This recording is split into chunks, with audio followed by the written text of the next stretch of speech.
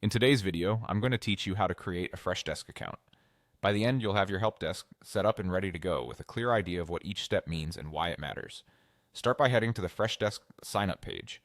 The quickest way is to visit freshdesk.com and look for the button that says Sign Up Free or Start Free Trial.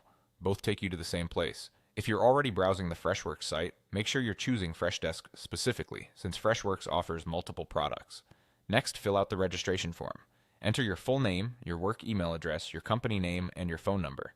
These details help personalize your workspace and ensure your team's communications look professional. If you prefer not to type everything in, you can sign up using your Google account.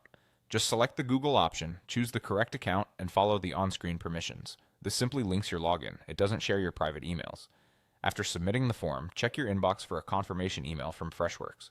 Open it and click the verification link to activate your account. If you don't see the message right away, look in your spam or promotions folder and consider whitelisting Freshworks so future messages arrive smoothly.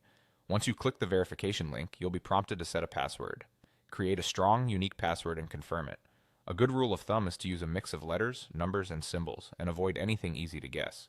Using a reputable password manager can make this step safer and more convenient. Now it's time to configure your portal. You'll choose a unique subdomain, the URL your team and customers will use, like your company, freshdesk.com. Keep it short, professional, and easy to remember. If your first choice is taken, try a simple variation. This address becomes part of your brand's support identity, so pick something you're comfortable using long term. You'll also see a few questions to personalize your experience, such as your industry, company size, and your familiarity with customer service software.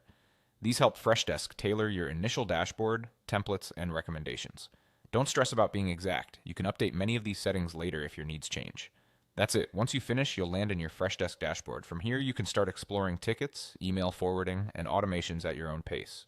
If you signed up with Google, the flow is similar. Just review the permissions and follow the prompts, and you'll arrive at the same setup screens. You're now ready to start delivering organized, trackable support with your new Freshdesk account.